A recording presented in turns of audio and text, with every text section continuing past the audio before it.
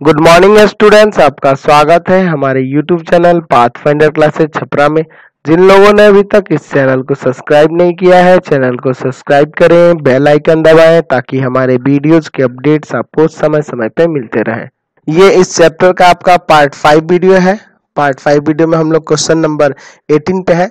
कह सिद्ध करें कि समांतर चतुर्भुज के सम्मुख भुजाओं के मध्य बिंदुओं को मिलाने वाला रेखाखंड समांतर चतुर्भुज को बराबर क्षेत्रफल वाले 4 समांतर चतुर्भुजों में बांटता है। तो सबसे पहले एक समांतर चतुर्भुज बना लेते हैं। चलिए, यह एक आपका समांतर चतुर्भुज यहाँ पे हम लोग सबसे पहले बना लेते हैं। यहाँ पे ये आपका समांतर चतुर्भुज हो गया और इसका नाम दे देंगे। ठीक है, तो पहले ये आपका समांतर चतुर्भुज हो गया और इसका नाम दे दीजिए आप ए बी सी डी। अब हम लोग इसके भुजाओं के मध्य बिंदुओं को ले लेते हैं। इसका मध्य बिंदु लेते हैं P, इसका मध्य बिंदु लेते हैं Q, इसका मध्य बिंदु लेते हैं R और इसका मध्य बिंदु ले लेते हैं S। क्या कह रहा है कि सम्मुख भुजाओं के मध्य बिंदु को, तो सम्मुख भुजाएं ये होंगी AB और DC, तो इसके मध्य बिंदु ये है ना, P और R को मिला दीजिए। अच्छा, और इसको मिला दीजिए S और Q को मिला दीजिए। तो ये 4 भागों में बट गया ना, तो चारों कह रहा है कि ये चारों समांतर चतुर्भुज में बटा है और चारों का क्षेत्रफल बराबर होगा, ये आपको बताना है। ठीक है, तो सबसे पहले यहाँ लिखिए दिया है ABCD एक समांतर चतुर्भुज है। समांतर चतुर्भुज है। ठीक है, ये समांतर चतुर्भुज है आपका। अब इसके बाद क्या लिखते हैं कि P Q R तथा S, P Q R तथा S क्रमशः AB BC CD तथा AD का मध्य बिंदु है। AD का मध्य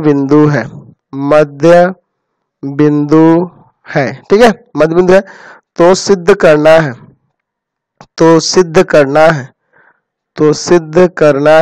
क्या सिद्ध करना है कि यहाँ पे हम लोग मान लेते हैं दोनों जो ये जो देख रहे हैं ना, सम्मुख भुजाओं को मिलाने वाले जो रेखाएं, सम्मुख भुजाओं के बिंदुओं को जो मिलाने वाली रेखाएं हैं, इसके प्रतिच्छेद बिंदु को हम लोग यहाँ पे O मान लेते हैं। ठीक है, ये यहाँ पे इसको O मान लेते हैं। ठीक है, चलिए ये आपका O हो गया। तो सिद्ध क्या करना है कि एरिया ऑफ पैरेललोग्राम, चारों का नाम देते हैं APOS, area of parallelogram APOS बराबर एरिया ऑफ पैरेललोग्राम BPOQ बराबर एरिया ऑफ पैरेललोग्राम CQOR बराबर एरिया ऑफ पैरेललोग्राम, कौन सा हो जाएगा, DSOR। ये चारों का क्षेत्रफल बराबर होगा। तो यहाँ लिख लीजिए प्रमाण लिखने से पहले एक रचना ले लेते हैं इसमें। ठीक है, रचना हम लोग क्या लेंगे, रचना में हम लोग इसके विकर्ण को मिला देते हैं। रचना में क्या करेंगे कि विकर्ण AC तथा BD को मिलाया। दोनों विकर्ण को हम लोग इसमें मिला देते हैं सबसे पहले। तो चलिए हम लोग विकर्ण यहाँ से ऐसे मिला देते हैं। यह रचना है तो इसको डॉटेड करना होगा। ठीक है, यह हम लोग डॉटेड कर देंगे इसको।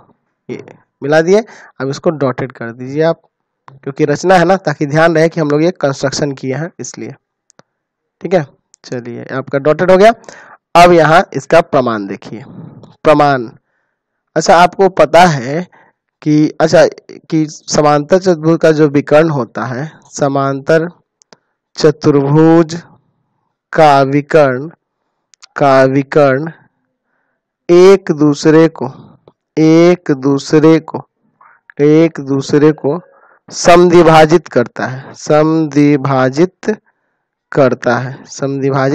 इतना तो पता है ना। अच्छा, जब समद्विभाजित करता है तो यहाँ कह सकते हैं कि O जो होगा BD का मध्य बिंदु होगा और O AC का भी मध्य बिंदु होगा। यानी कि यहाँ आपको ये पता चल गया कि OA बराबर होगा OC और OB बराबर हो जाएगा OD। समझ रहे हैं ना, यानी कि O जो होगा इसका भी मध्य बिंदु हो जाएगा। अब देखिए यहाँ त्रिभुज ADB में ये S जो है AD का मध्य बिंदु है और O जो है BD का मध्य बिंदु हो जाएगा। देख रहे हैं ना, यहाँ S तथा O क्रमशः, ऐसे लिख सकते हैं, S तथा O क्रमशः एडी तथा बीडी का मध्य बिंदु है, बीडी का मध्य बिंदु है। तो मध्य बिंदु है तो आपको पता है कि दो भुजाओं के मध्य बिंदु को मिलाने वाली रेखा तीसरी भुजा क्या होती है, समांतर होती है ना। तो यहाँ आप नीचे लिख सकते हैं ना कि ये जो SO होगा समांतर हो जाएगा AB के, SO समांतर हो जाएगा AB के।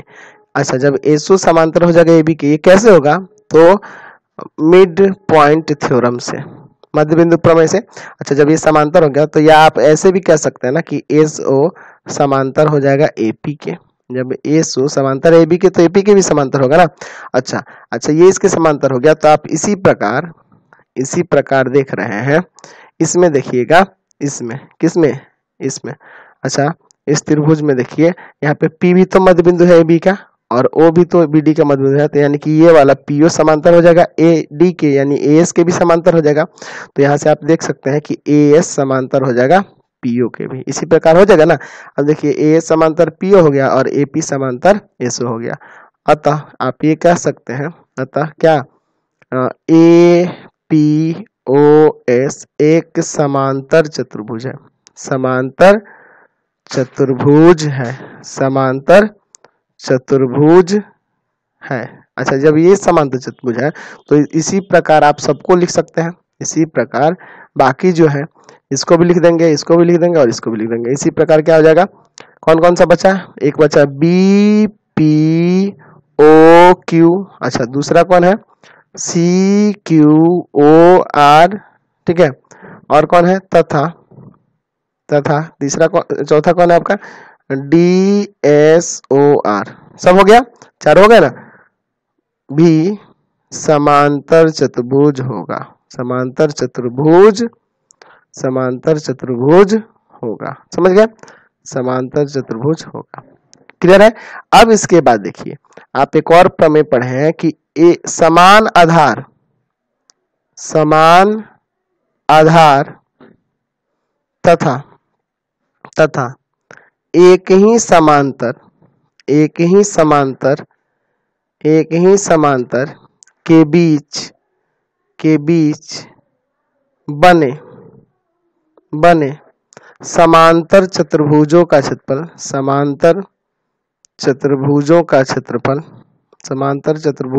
क्षेत्रफल बराबर होता है।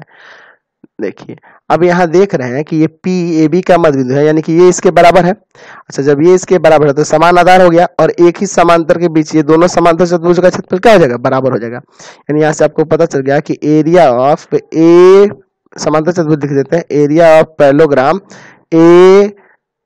APOS बराबर एरिया ऑफ पैरेललोग्राम कौन हो जाएगा, BPOQ, है ना, पहला समीकरण। इसी तरह से आप देख रहे हैं कि ये वाला इसके बराबर है, देख रहे हैं ना, क्योंकि QBC का मध्य बिंदु है और दोनों एक ही समांतर के बीच में होगा, एक ही समांतर के बीच में होगा ना, तो एक ही समांतर के बीच में तो इनका क्षेत्रफल बराबर हो जाएगा। यानी एरिया ऑफ पैरेललोग्राम कौन सा है, तो BPOQ। देखिए BPOQ ये वाला और एक ये वाला, ठीक है, तो इसका नाम क्या हो जाएगा, CQOR बराबर एरिया ऑफ पैरेललोग्राम CQOR, ठीक है।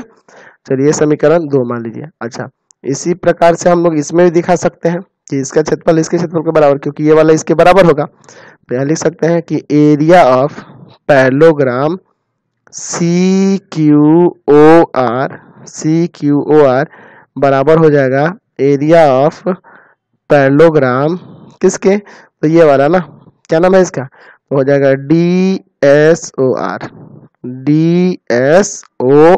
समझ गए, ये समीकरण 3। तो देख लीजिए ये जो है इसके बराबर है और BPOS जो है इसके बराबर है और ये इसके बराबर, यानी तीनों समीकरण से चारों एक दूसरे के बराबर हो जाएंगे ना। तो लिखिए समीकरण 1, 2 तथा 3 से, समीकरण 1, 2 तथा 3 से क्या हो जाएंगे, आपस में बराबर है। तो लिखिए एरिया ऑफ पैरेललोग्राम APOS बराबर एरिया ऑफ पैरेललोग्राम BPOQ बराबर एरिया ऑफ पैरेललोग्राम कौन सा है, CQOR, और एक और हो जाएगा area of parallelogram. Area of parallelogram कौन सा है? तो DSOR। समझ गए? ये आपका प्रमाणित हो गया। चलते हैं अगले पे, अगले क्वेश्चन को देखते हैं।